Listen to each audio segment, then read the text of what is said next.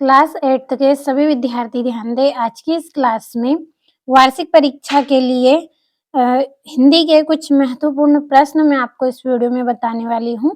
तो वार्षिक परीक्षा की तैयारी मैं आपको करवा रही हूँ, तो इसके लिए आज की इस वीडियो में मैं 26 ऐसे इम्पोर्टेंट प्रश्न आपके लिए लेके आई हूँ, जो एग्जाम में आपसे पूछे जाते हैं। पूरे महत्वपूर्ण प्रश्न हैं, फुल सॉल्यूशन भी मैं आपको दूंगी और 4 सेट के माध्यम से हम पूरे प्रश्नों को पढ़ेंगे। तो आपको चारों सेटों को कंप्लीट करना है, बी, सी, डी। आज ए हम पढ़ेंगे। तो चलिए शुरू करते हैं हमारा पहला प्रश्न।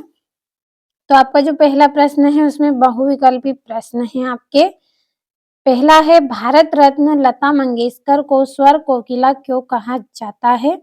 क्योंकि वे सुरीली गायिका थी, इसलिए उन्हें स्वर कोकिला कहा जाता था। ये आपका 1 अंक का है, तो 1-1 अंक के हैं ये पूरे आपके 5 प्रश्न। अगला है, श्री मुफ्तानंद जी से मिलिए पाठ किस विधा का है? तो व्यंग विधा पाठ का है ये, श्री मुफ्तानंद जी से मिलिए। और तीसरा है, सेसव काल शब्द में समास है। जो सेसव काल शब्द है इसमें कौन सा समास है? आपका तत्पुरुष समास इसमें रहेगा। चौथा है, मध्य प्रदेश राज्य का गठन कब हुआ? तो 1 नवंबर 1956 को हुआ था। पांचवा है, किस आसन की आकृति बैठे हुए खरगोश जैसी प्रतीत होती है? तो ससा का आसन जैसी जो आकृति है वो खरगोश की जैसी प्रतीत होती है। अगला जो प्रश्न है आपका, उसमें आपको रिक्त स्थान की पूर्ति करनी है। तो छठा है आपका प्रश्न, वात्सल्य की तड़प ने वृद्धा की डेडेस बढ़ा दी थी। क्या बढ़ा दी थी? जीविका बढ़ा दी थी। सातवां है, लोलुप का अर्थ डेडेस है, तो इसका अर्थ क्या है? लालची। आठवां है, महाभारत में डेडेस ने पांडवों को आत्मविश्वास से भर दिया था। तो श्री कृष्ण ने पांडवों को विश्वास से भर दिया था। नवा है आपका, कमल का पर्यायवाची डेडेस शब्द है। तो जो कमल है उसका पर्यायवाची शब्द क्या रहेगा? नीरज रहेगा। और 10वां है, अनुराग शब्द का विलोम डेडेस है, तो क्या रहेगा? विराग इसका आंसर आपका रहेगा। तो ये आपके रिक्त स्थान हो गए हैं। अच्छे से स्क्रीनशॉट लें, पूरा वीडियो लास्ट तक देखें, क्योंकि इसी वीडियो में मैं आपको आंसर की पीडीएफ भी दूंगी, जिसे आपको अच्छे से कंप्लीट करना है।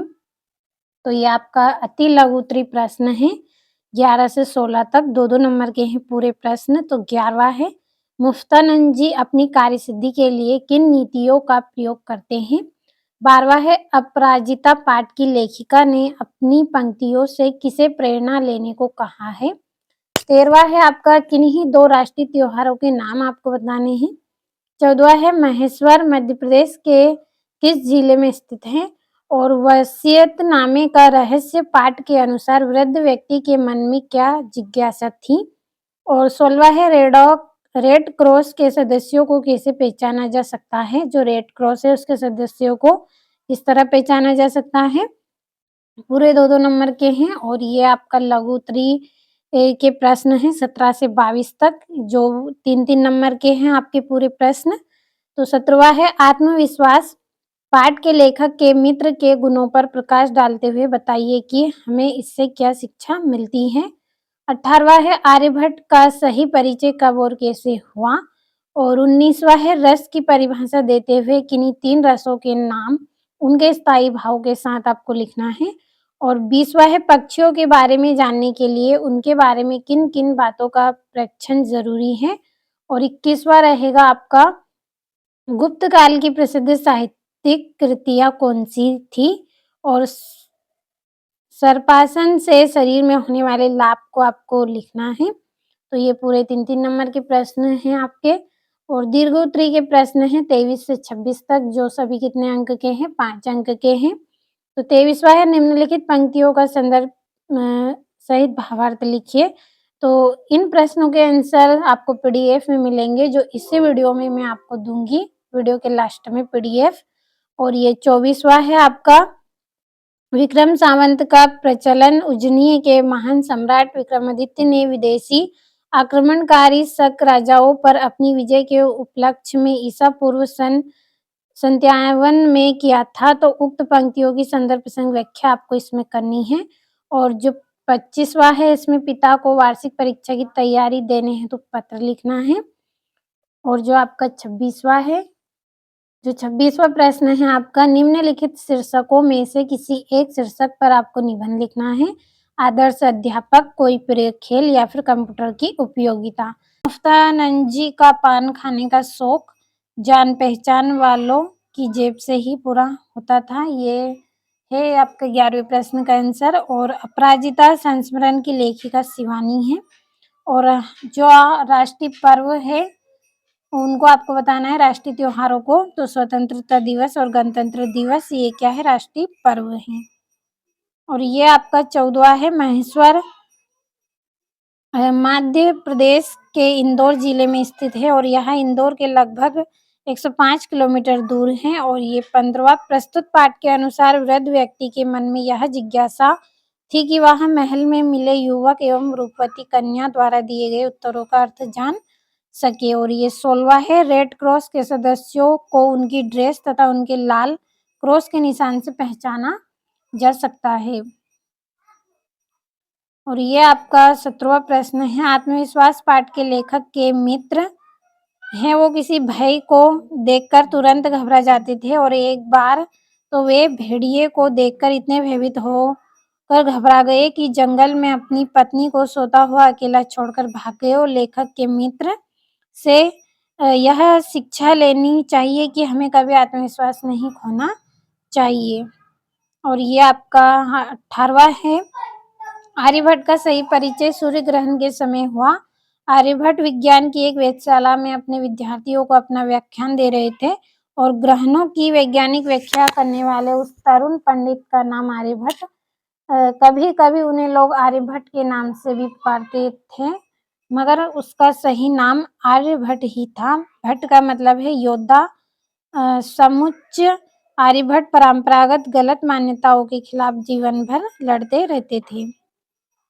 तो ये 18वें का आंसर हो गया है। 19वां जो प्रश्न है आपका, पक्षियों के बारे में जानने के लिए उनके बारे में निम्नलिखित बातों का परीक्षण जरूरी है। पहला, कि उस पक्षी की आकृति एवं रंग रूप कैसा है। दूसरा, कि वह पक्षी किस प्रकार का भोजन पसंद करता है। तीसरा, उस पक्षी में कौन सी अच्छी तथा कौन सी बुरी आदतें हैं और उसका प्रजनन का समय क्या होता है। तो ये आपको इसमें बताना है। 3 नंबर का प्रश्न है, तो आप यहाँ पे चाहें तो दूसरा, तीसरा और चौथा पॉइंट आप कर सकते हैं। और ये 21वां प्रश्न है, गुप्त काल की प्रसिद्ध साहित्यिक कृतियां मृच्छकटिकम व मेघदूत थी। और ये 22वां, पेट एवं कमर संबंधी रोग दूर होते हैं, रीढ़ तथा कमर में लोच बढ़ती है और फेफड़े एवं हृदय स्वस्थ होते हैं और कब्ज दूर होती है। तो ये आपका जो 22वां प्रश्न है उसका आंसर है। सर्पासन से शरीर में होने वाले लाभ आपको बताने थे। और ये आपका 23वां प्रश्न है जिसमें आपको संदर्भ प्रसंग व्याख्या करनी थी। तो थोड़ा सा और छोटा कर रही हूँ ताकि एक पेज में आप स्क्रीनशॉट ले पाए संदर्भ प्रसंग व्याख्या। अब बढ़ते हैं हमारे 24वें प्रश्न की ओर। तो ये आपका संदर्भ है।